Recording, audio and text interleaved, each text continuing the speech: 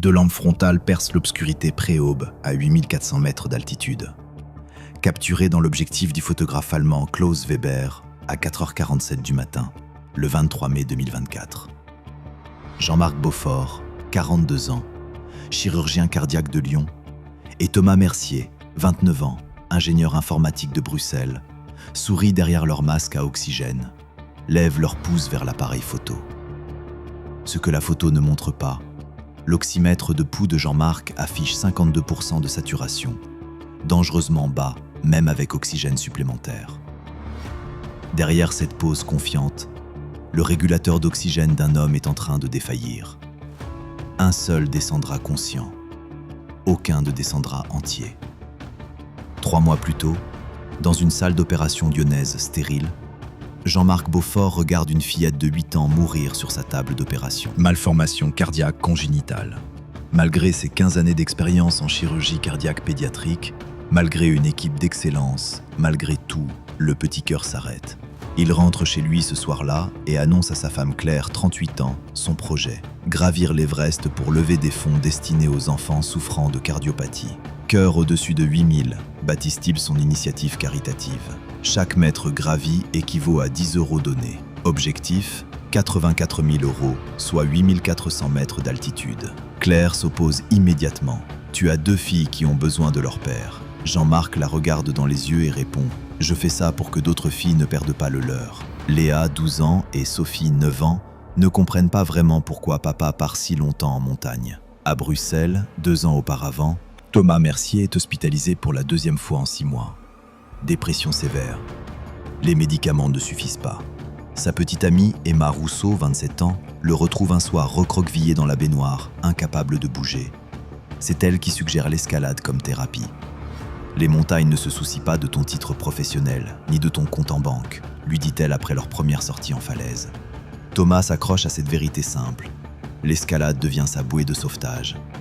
4 ans plus tard, il annonce à ses parents son projet d'expédition himalayenne.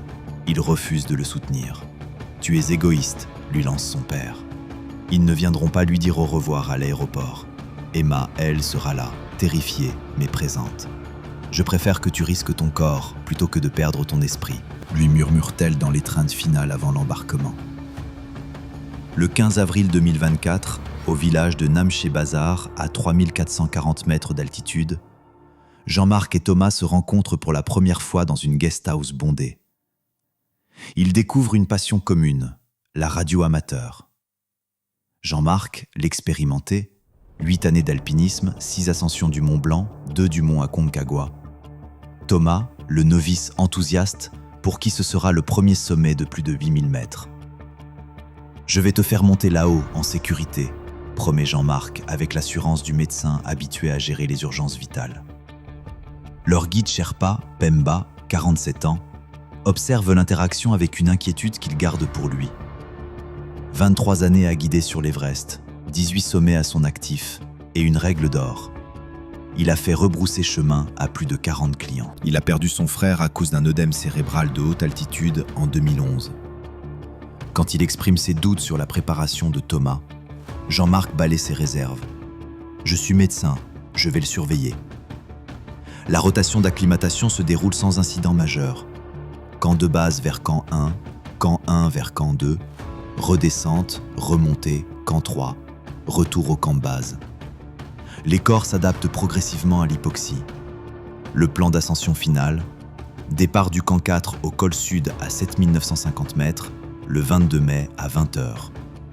La fenêtre météorologique prévoit 18 heures de conditions claires. Le 22 mai à 18h30, vérification finale de l'équipement. Tout est au vert. Dernier appel radio au camp de base, 19h45.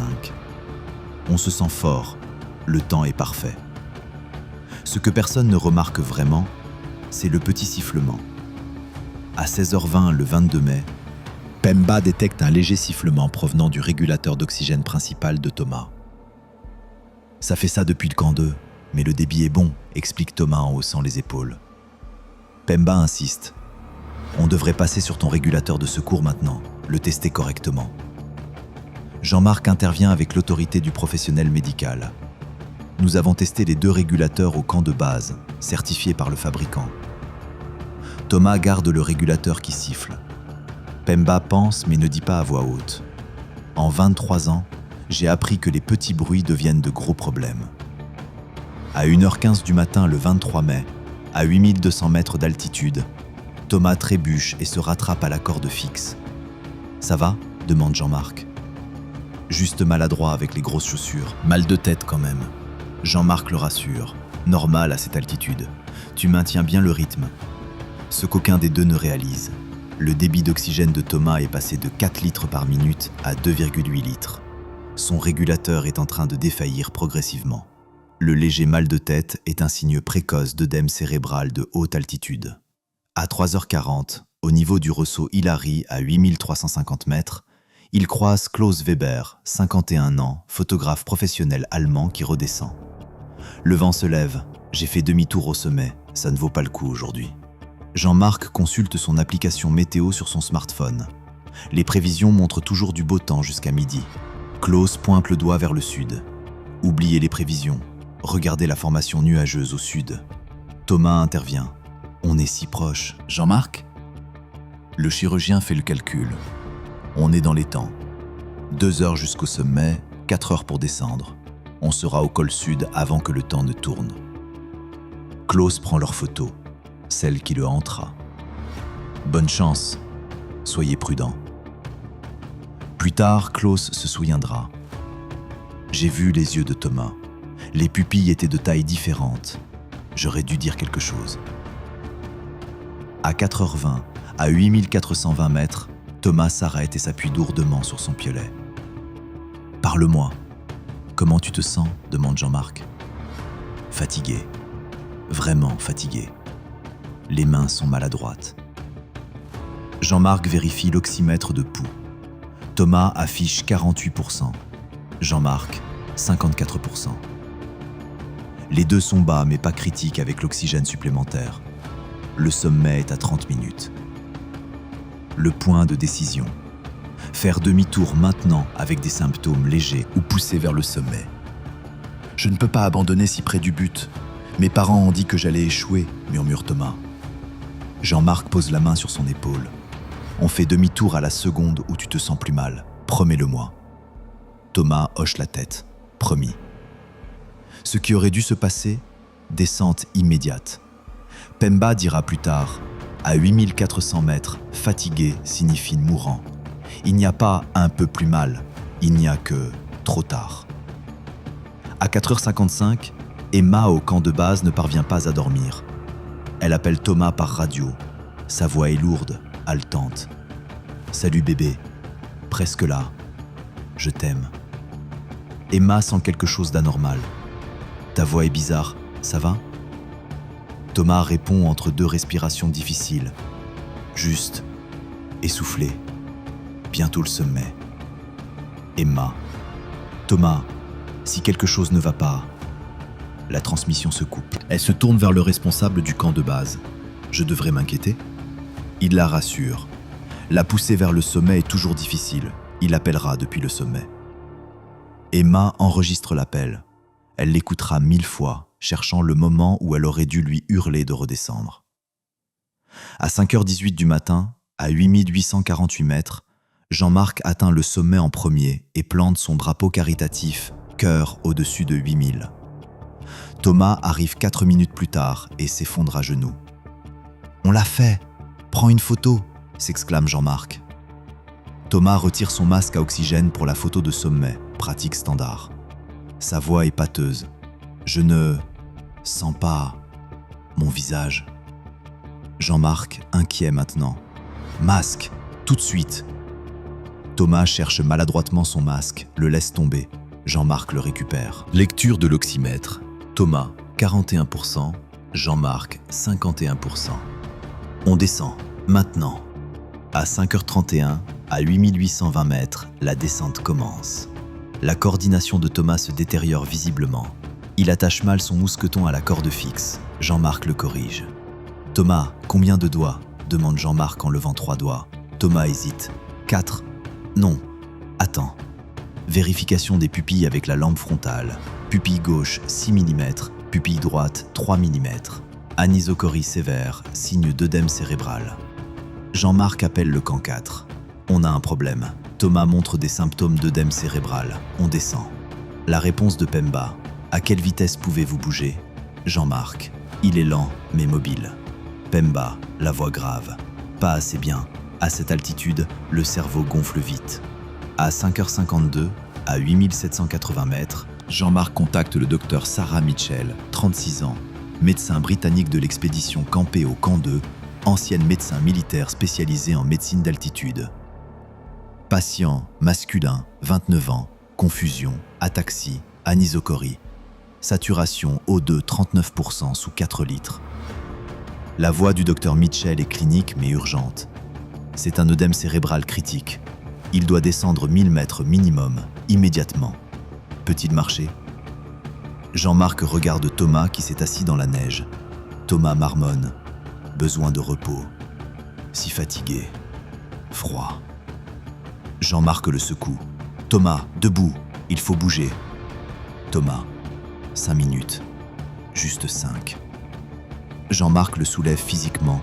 Les jambes de Thomas se dérobent. Docteur Mitchell. Jean-Marc, s'il arrête de bouger, il ne repartira plus. Dexaméthasone, maintenant. Jean-Marc injecte 8 mg de dexaméthasone dans la cuisse de Thomas. Docteur Mitchell. Ça vous achète peut-être 1 heure, faites-le descendre. À 6h08, à 8750 mètres, Thomas tousse. Des crachats spumeux teintés de sang apparaissent sur son masque à oxygène. Jean-Marc le reconnaît immédiatement. Œdème pulmonaire de haute altitude, combiné à l'œdème cérébral. Thomas a maintenant les 2 tueurs. Jean-Marc vérifie l'oxygène de Thomas. Le régulateur indique 1,2 litres par minute au lieu de 4. Le régulateur est en panne depuis des heures. Jean-Marc branche Thomas sur sa propre réserve d'oxygène et prend la bouteille défaillante de Thomas pour lui-même. Il a aussi un œdème pulmonaire maintenant. Je lui ai donné mon oxygène, dit-il par radio. Pemba, quel est votre niveau d'oxygène? Jean-Marc, ça n'a pas d'importance. Pemba, Jean-Marc, tu ne peux pas le sauver en mourant toi-même. À 6h23, à 8710 mètres, Thomas s'effondre complètement, poids mort. Jean-Marc, maintenant sur l'oxygène défaillant lui-même, ne peut pas porter un homme de 78 kilos. Il essaie de traîner Thomas, avance de 3 mètres en 5 minutes. Sa propre vision se rétrécit en tunnel. Ses doigts sont engourdis. Il appelle le camp de base. Je ne peux pas le bouger seul, j'ai besoin d'aide. Pemba. Les grimpeurs les plus proches sont à 40 minutes en dessous de vous. J'arrive, mais je suis à 90 minutes. Docteur Mitchell. Jean-Marc, votre saturation en oxygène. Jean-Marc vérifie. 44%. Docteur Mitchell. Vous entrez vous-même en zone de danger. Vous avez peut-être 30 minutes de fonction cognitive restante. Jean-Marc regarde Thomas. Inconscient. Mousse rose sortant du nez et de la bouche, peau grise. La voix d'Emma sur la radio, elle a été connectée. Jean-Marc, s'il vous plaît, sauvez-le, s'il vous plaît. À 6h29, à 8710 mètres, Jean-Marc fait le calcul que redoute chaque alpiniste. Thomas, inconscient, 78 kilos, a besoin de descendre 1000 mètres pour survivre. Jean-Marc, en déclin rapide sur mauvais oxygène, ne peut pas le porter. Aide, à 40 ou 90 minutes. Fenêtre de survie. Thomas a peut-être 20 minutes de viabilité cérébrale restante. La voix de Pemba. Jean-Marc, tu sais ce que la montagne te dit. Jean-Marc, il doit y avoir un moyen. Pemba, il n'y en a pas. Pas aujourd'hui. Pas à cette altitude. À 6h34 du matin, à 8710 mètres d'altitude, température moins 32 degrés Celsius, vent de 45 km/h, Jean-Marc Beaufort prend la décision qu'aucun humain ne devrait avoir à prendre. Il met Thomas en position latérale de sécurité, enroule sa propre veste autour de lui, tient sa main. Sa voix se brise sur la radio. « Emma, je suis tellement désolé. Je ne peux pas le descendre seul. » Emma hurle. « Non, ne le laisse pas, putain !» Le docteur Mitchell, doucement. Emma, il est inconscient. Son cerveau est en train de gonfler. Même si on le descendait maintenant. Emma, ferme-la! Thomas, bébé, si tu peux m'entendre, bats-toi! Jean-Marc vérifie le pouls de Thomas. 132 battements par minute, faible, irrégulier. Vérifie la respiration. Râle humide, mousse rose continue. Il retire le drapeau de sommet de Thomas de son sac, le glisse dans sa veste. Retire l'appareil photo de Thomas, prend des photos finales de lui. Parle dans la caméra, les larmes gelant sur ses joues. 23 mai, 6h36. Thomas Mercier, 29 ans, Belgique. Œdème cérébral et pulmonaire de haute altitude. Il était fort et courageux. Je l'ai trahi. Emma, je suis tellement désolé. À 6h38, Jean-Marc commence sa descente solitaire. Sur l'oxygène défaillant, fonction cognitive en déclin, il s'attache à la corde fixe et descend dans un brouillard mental croissant. À 7h02, à 8680 mètres, Klaus Weber, hanté par la rencontre des heures précédentes, a remonté. Il appelle par radio. « Jean-Marc, je t'ai vu descendre seul. Où est Thomas ?» Jean-Marc, confus, la voix pâteuse. « 8710. Ne pouvais pas. J'ai essayé. » Klaus. « J'arrive. Tiens bon. » Klaus atteint Thomas à 7h19. Aucun pouls détectable. Aucun effort respiratoire. Peau gris-bleu.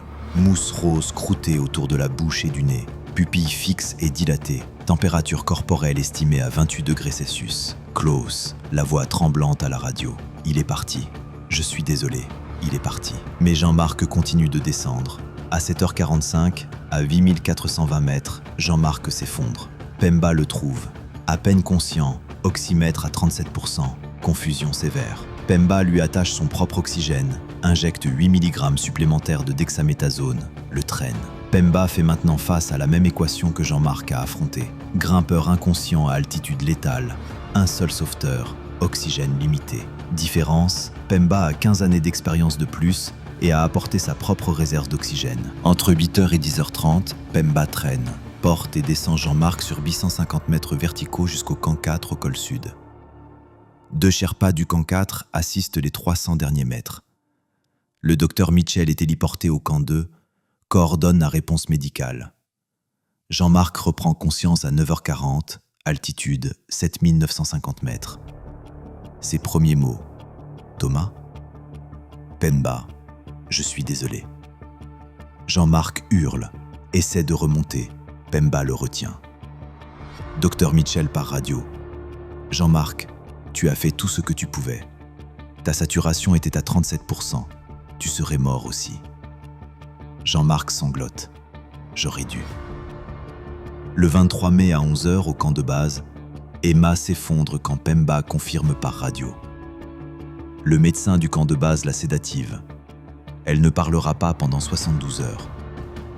Le 24 mai, Klaus et Pemba remontent chercher le corps. Retrouvé à 8708 mètres, il avait glissé de 2 mètres en contrebas. Corps gelé en position assise, yeux ouverts, regardant en direction du camp 4. Sa bouteille d'oxygène, complètement vide, épuisée vers 6h40. Son régulateur démonté plus tard, le joint interne avait progressivement défailli, laissant fuir l'oxygène pendant plus de 18 heures. L'enquête post-incident révèle que le régulateur d'oxygène de Thomas faisait partie d'un lot rappelé. Avis de rappel envoyé au détaillant en mars 2024. Le détaillant de Thomas a omis d'informer les clients. 847 régulateurs dans le lot rappelé. Thomas avait l'unité numéro 0092. Le 28 mai, Jean-Marc est héliporté du camp 2 vers Katmandou. Diagnostic, œdème cérébral et pulmonaire de haute altitude sévère, gelure sur 3 doigts de la main gauche. L'IRM montre un gonflement cérébral résiduel, nécessitera des mois pour se résorber. Le neurologue. Vous avez de la chance, encore 20 minutes à cette altitude. Jean-Marc répète le mot, vide de sens. Chance. Le 2 juin, Jean-Marc atterrit à Lyon. Claire et leur fille attendent. Léa, 12 ans. Tu es arrivé au sommet ? Jean-Marc, Oui. Sophie, 9 ans. Pourquoi tu pleures? Jean-Marc ne peut pas répondre. L'initiative caritative Cœur au-dessus de 8000 a levé 127 000 euros, 43 000 euros de plus que l'objectif. Les donateurs ont afflué après l'annonce de la mort de Thomas. Jean-Marc ne touchera jamais à cet argent. Il dit à Claire, « De l'argent du sang. Tout ça, c'est de l'argent du sang. » Emma reçoit les affaires de Thomas le 1er juillet. Son appareil photo de sommet contient 14 photos, 12 de la vue, une selfie de Thomas et Jean-Marc, tous deux souriants, une de Thomas seul, regard flou, prise par Jean-Marc. Cette dernière photo, le visage de Thomas montrant une confusion évidente, pupilles asymétriques, peau pâle, est horodatée 5h19. Jean-Marc a vu le gonflement cérébral à ce moment-là et les a quand même laissés atteindre le sommet. Emma publie la photo en ligne avec cette légende. Voilà à quoi ressemble la fièvre du sommet. C'est ça qui l'a tué. En septembre 2024, Jean-Marc donne une unique interview au Swiss Alpine News. Les gens demandent si je regrette d'être allé au sommet. Mauvaise question. Je regrette de ne pas avoir fait demi-tour à 4h20 quand Thomas a dit qu'il était fatigué. Je regrette d'avoir fait confiance aux prévisions météo plutôt qu'à la vie de mon ami. Je regrette d'avoir cru qu'atteindre 8848 mètres avait de l'importance. Thomas est mort parce que j'ai valorisé 30 minutes debout sur de la neige plus que sa vie. Je suis chirurgien cardiaque. Je sauve des cœurs pour gagner ma vie. Je n'ai pas pu sauver celui qui comptait le plus. Le mot final de Pemba. En 23 ans, j'ai vu 47 personnes mourir sur l'Everest. Certaines d'avalanche, certaines de froid, certaines de chute. Mais la plupart de la même chose. Elles ont oublié que le sommet est optionnel. Redescendre est obligatoire. Jean-Marc a pris la bonne décision à 6h34. Il a choisi la vie. Mais il a pris la mauvaise décision à 4h20. Il a choisi le sommet. Sur l'Everest, on n'a pas de chance. La photo de Klaus, prise à 3h40. Jean-Marc et Thomas souriants, confiants, condamnés, remportent le prix World Press Photo, catégorie alpinisme. Il fait don des 5 000 euros de prix à Emma. Elle les retourne avec une note. « Je ne veux pas d'argent, je veux Thomas ». Klaus ne photographiera plus jamais les montagnes. Le corps de Thomas reste à 8708 mètres. Récupération impossible en raison de l'emplacement et du coût, estimé à plus de 80 000 euros. Emma visite le camp de base en mai 2025, un an plus tard. Elle regarde à travers un télescope vers la zone de la mort. Le guide pointe. Là, cette tache sombre, c'est... Je suis désolé, Emma. On peut le voir depuis le sommet? Guide. Oui, les grimpeurs passent à moins de 50 mètres. Emma. Donc il est toujours là. Toujours à regarder les gens faire le même choix. Elle se tourne pour partir, s'arrête, parle sans se retourner. Il a atteint le sommet de l'Everest. Il est mort en faisant ce qu'il aimait. Tout le monde dit ça, comme si ça rendait les choses acceptables. Mais il n'aimait pas mourir, il aimait vivre. Il m'aimait, il aimait son avenir. La montagne a pris tout ça pour 30 minutes au sommet d'un rocher gelé. Dites-moi, est-ce que ça en valait la peine? Personne ne répond. Le drapeau de Jean-Marc, cœur au-dessus de 8000, flotte toujours à 8848 mètres, planté le 23 mai à 5h18. Thomas est mort 138 mètres verticaux sous le sommet qu'il avait atteint.